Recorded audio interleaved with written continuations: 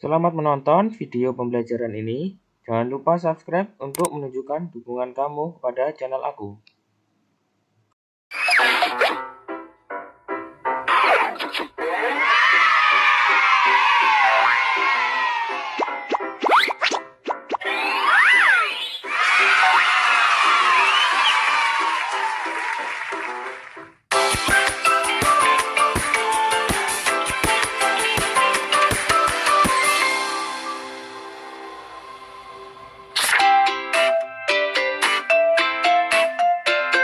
Ini Kak, airnya. Wah, terima kasih ya Dedi. Ayo kita siram sama-sama. Yuk Kak, semoga tanamannya cepat subur ya.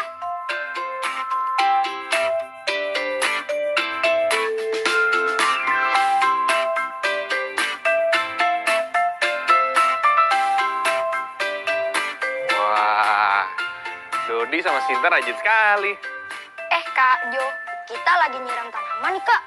Biar cepat besar. Betul itu. Jangan sampai tanamannya kekeringan ya. Tenang aja Kak, Dodi udah beli ember kok buat menampung air banyak. Tapi kenapa air dalam ember tidak menembus ya Kak? Iya ya. Sama seperti payung yang ngetembus air. Kira-kira kenapa ya? Kenapa ya Kak? Ayo, sekarang kita cari tahu ya.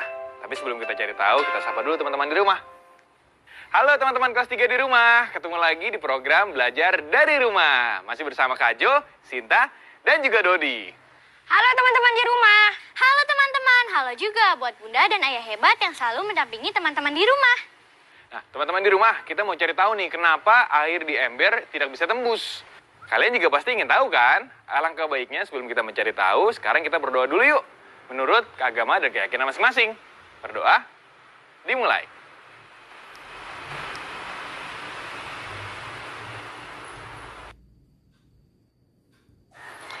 Selesai. Udah siap dong untuk memulai pembelajaran hari ini? Jangan lupa ya teman-teman untuk menyiapkan buku tulis dan juga alat tulisnya. Kak Jo, tadi katanya mau ngasih tahu kenapa air di dalam ember tidak bisa tembus. Sebelum itu, Dot, ayo kita sekarang kumpulin dulu bahan yang kedap air yang ada di sekitar rumah, ya. Oke, Kak. Yuk.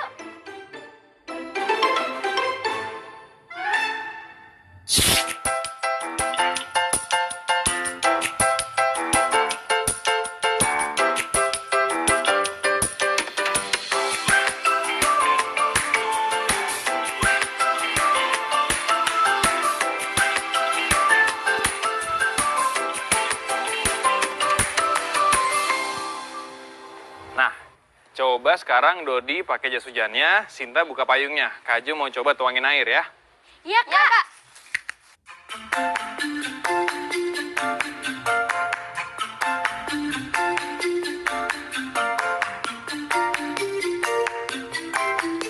Oke, sekarang Kak Jo akan coba tuangin airnya ya.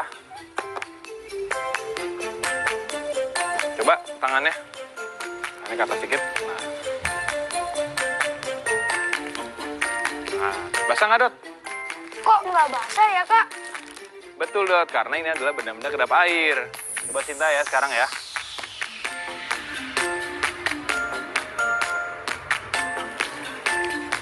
Basah nggak, Sin?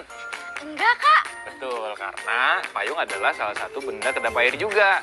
Tapi kira-kira kenapa ya? Aku tahu Kak, karena bahannya kedap air. Iya betul, tapi kenapa ya bahannya harus kedap air? Supaya kalau kehujanan tidak basah, Kak. Betul, Dot. Jas hujan, payung, ember, itu adalah contoh-contoh bahan kedap air.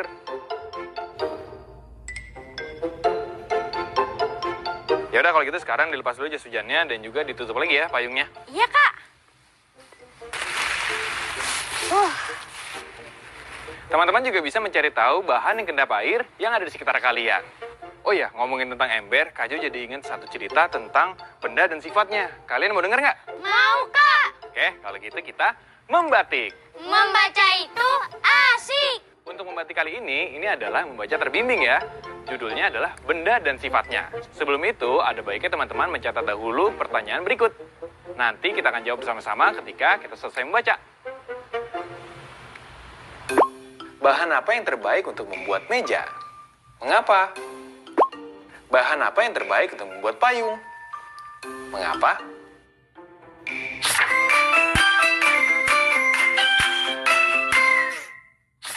Benda dan Sifatnya, karya Eka Yuliati. Ada beraneka ragam benda di sekitar kita. Benda-benda itu memiliki sifat yang berbeda. Ada benda keras, ada benda lunak, ada benda kedap air, ada benda tidak kedap air, ada benda menghantarkan panas, ada juga benda yang tidak menghantarkan panas. Agar berfungsi baik, kita harus memilih bahan yang tepat. Untuk membuat pegangan panci, kita menggunakan bahan kayu. Bahan kayu tidak menghantarkan panas.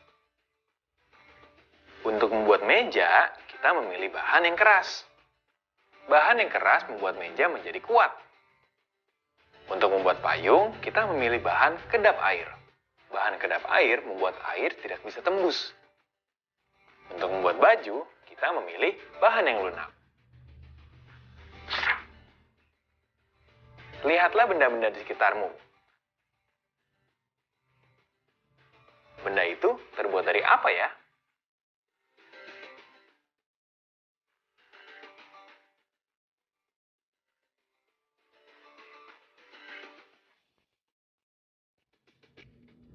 Itu dia tadi cerita tentang benda dan sifatnya.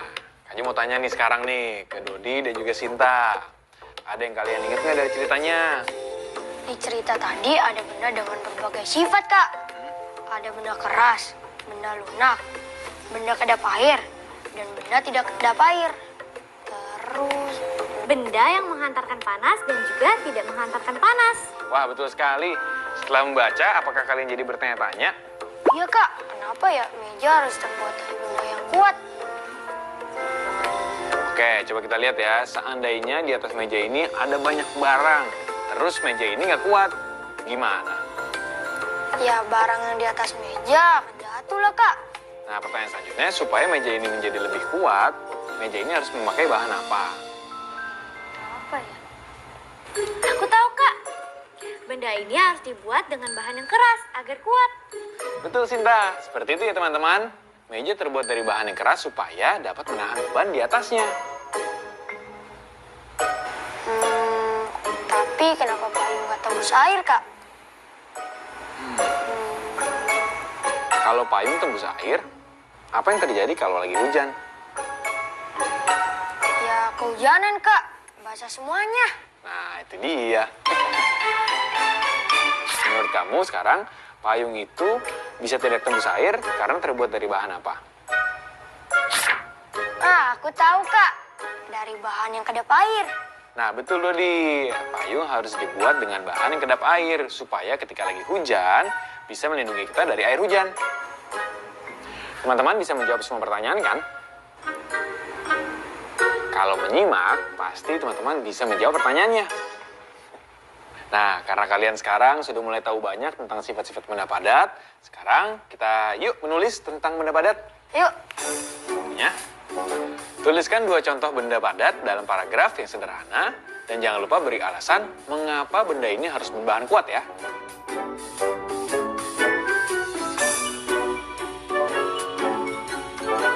Jo, sekarang akan coba kasih contoh ya. Meja adalah salah satu benda padat yang berbahan kuat. Untuk membuat meja, kita menggunakan bahan yang keras, sehingga meja menjadi kuat dalam menahan beban di bagian atasnya. Nah, itu adalah contohnya ya. Teman-teman, kalau gitu, yuk sekarang kita mulai menulis.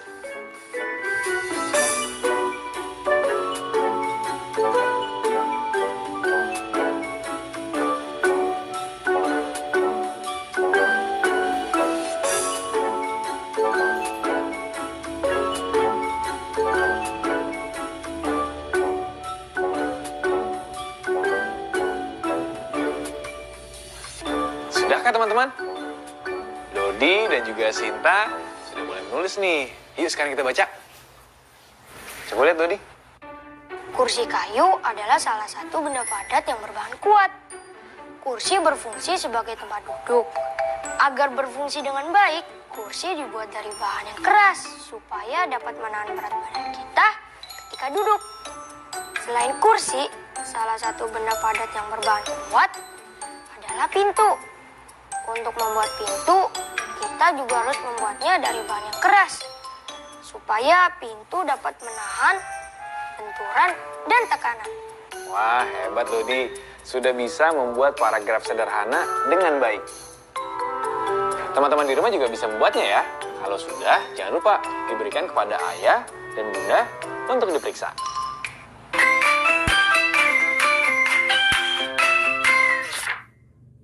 Kak, bisa bantu Dodi tidak memperkirakan berapa hasil penjumlahan ini?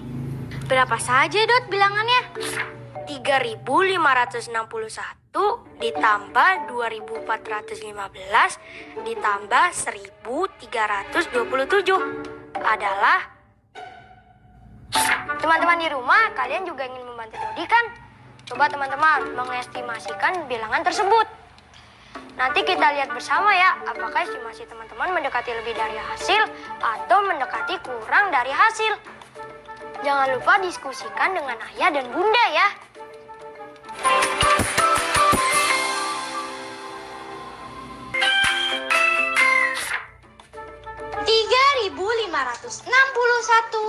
Ditambah 2.415 ditambah 1.327.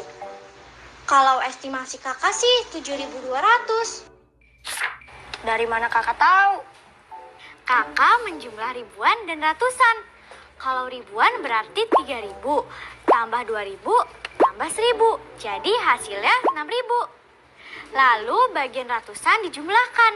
500 ditambah 400 ditambah 300 sama dengan 1.200.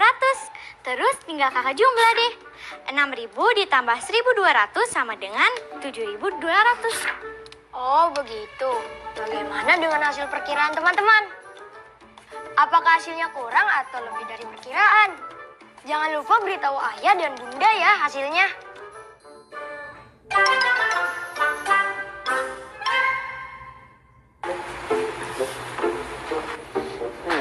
Bunda, Dodi, Sinta, lagi pada sibuk ya? Kak Jo, kita lagi bantuin bunda benerin foto figura. Oh iya, lihat ya Kak Jo. Ada foto aku nih. Bagus kan? Sudah jadi deh. Lebih bagus kan? Bunda ke dapur dulu ya, mau masak. Kamu Dodi, jangan lupa kerjain PR kamu ya. Ya bunda.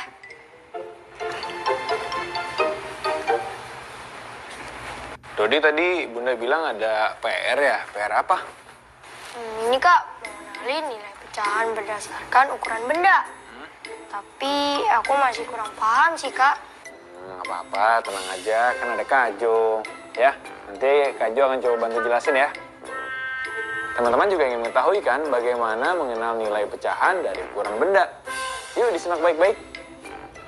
Nah coba deh sekarang Dodi lihat kedua figura itu. Ukurannya sama atau berbeda? Beda Kak. Kita lihat sekarang ke figura yang pertama ya, yang sebelah kiri. Kita umpamakan yang kolom sebelah kanan itu berwarna putih dan kolom yang sebelah kiri itu berwarna biru. Nah sekarang pertanyaannya adalah berapa nilai pecahan dari kolom yang berwarna putih? 1/2 Kak. Ya betul, warna putih memiliki nilai pecahan 1/2 atau setengah.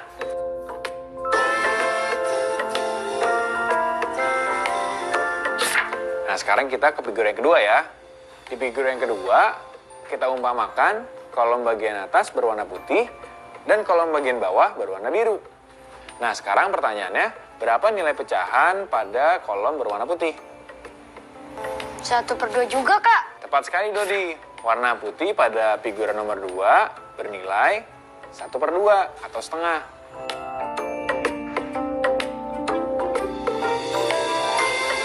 Nah, pertanyaannya adalah apakah nilai 1/2 pada figura 1 dan nilai 1/2 pada figura 2 sama besar? Sama Kak, kan sama-sama 1/2. Salah. Berbeda, Kak, karena ukuran figuranya berbeda. Betul Sinta. Jadi Dodi, walaupun nilainya sama-sama 1/2 atau setengah, tapi karena ukuran pada awalnya berbeda, nilainya berbeda. Oh iya ya berbeda. Aku paham sekarang. Nah, coba lagi ya sekarang ya. Dodi tahu kan bentuk bendera negara Indonesia? Tahu kan? Ingat Kak, merah putih. Oke, sekarang coba berapa nilai pecahan warna merah pada bendera? 1/2, Kak. Betul, Dodi. Nah, sekarang pertanyaan selanjutnya. Apakah nilai pecahan 1/2 pada bendera sama seperti pecahan 1/2 pada figura nomor 2? Sama, Kak. Karena ukurannya sama. Betul. Sepertinya Dodi sudah mulai paham ya. Warna putih pada figura 1 dan 2 sama-sama mempunyai nilai pecahan 1/2, tetapi tidak sama karena ukurannya berbeda. Sedangkan pada warna putih bendera dan figura 2 mempunyai nilai pecahan yang sama karena ukurannya sama. Paham banget, Kak. Kalau gini pasti mudah mengerjakan tugasnya. Teman-teman di rumah juga sudah paham ya. Dodi, Sita, yuk sekarang kita ke gazebo yuk. Ayo, Kak.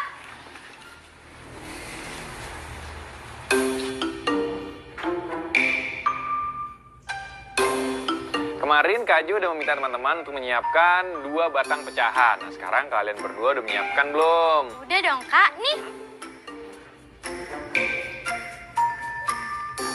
Udah, Kak. Emangnya buat apa sih? Oke, kali ini kita akan belajar bagaimana menyatakan pecahan ini melalui batang pecahan ini. Tapi sebelum itu, Kak Jo akan menjelaskan dulu ya gimana caranya. Batang yang kosong ini akan kita bagi menjadi 7 bagian yang sama besarnya. Nah, tapi sebelumnya teman-teman masih ingat kan? Kalau setiap bagian ini mempunyai nilai 1/7. Setelah itu, coba Dodi sekarang maunya pecahan berapa? 3/7, Kak. Oke, Dodi mau 3/7 ya. Karena 3/7 terdiri dari 3 kotak, maka kita akan warnai 3 kotak pertama ya. Seperti ini.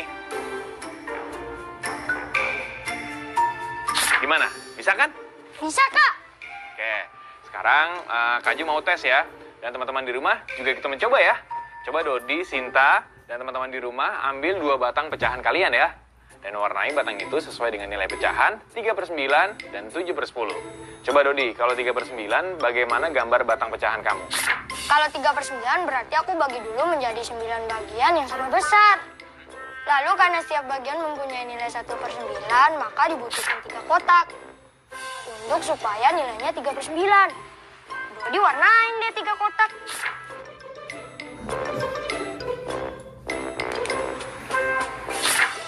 Udah nih, Kak.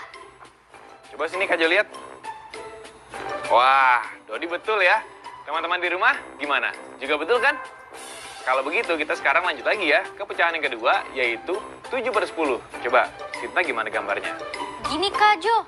Karena 7/10, maka aku bagi dulu batang ini menjadi 10 bagian yang sama besar. Kemudian karena 7/10, jadi aku butuh 7 kotak untuk menyatakan 7/10, Kak.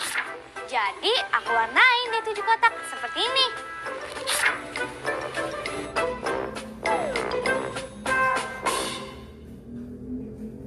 Seperti ini, Kak. Coba Kak Jo lihat. Wah, Sinta betul juga nih. Teman-teman di rumah juga sudah paham kan? Hebat kalian. Teman-teman di rumah, potongan pecahan ini disimpan ya, karena nanti kita akan gunakan lagi di hari selanjutnya. Nah, tadi kita sudah belajar menilai pecahan berdasarkan ukuran benda. Dan menyatakan pecahan melalui batang pecahan ini. Kak Jo sekarang punya 2 soal nih. Kalian siap atau enggak? Siap dong, Kak. Oke, kalau gitu sekarang kita ayo berlatih. Ayo berlatih. Yuk kita berlatih teman-teman. Kak Jo punya 2 soal nih. Kalau kalian menyimak, pasti bisa mengerjakannya.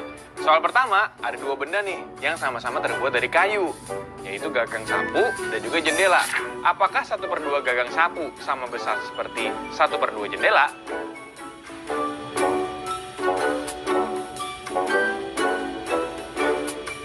Sudah teman-teman?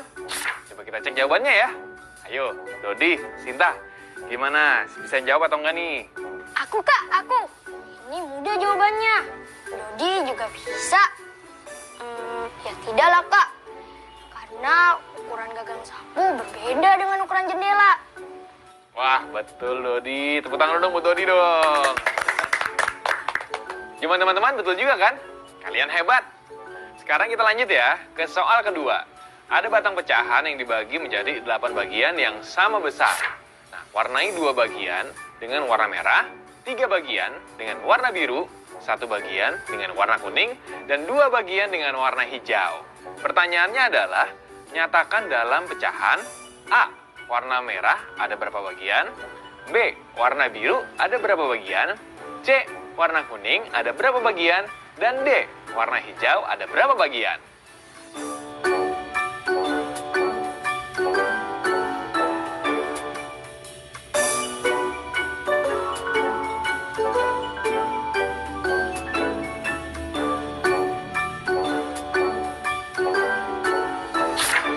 Sudah teman-teman?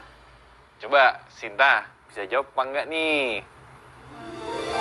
Bisa dong, Kak. Kalau tadi menyimak, pasti bisa. Jawabannya A. Warna merah ada 2/8 bagian. B. Warna biru ada 3/8 bagian. C. Warna kuning ada 1/8 bagian. D. Warna hijau ada 2/8 bagian. Wah, hebat Sinta. Apakah teman-teman juga benar jawabannya? Benar. Wah, hebat. Dodi dan Sinta dan teman-teman di rumah berhasil menjawab soal dengan baik. Tepuk tangan yuk.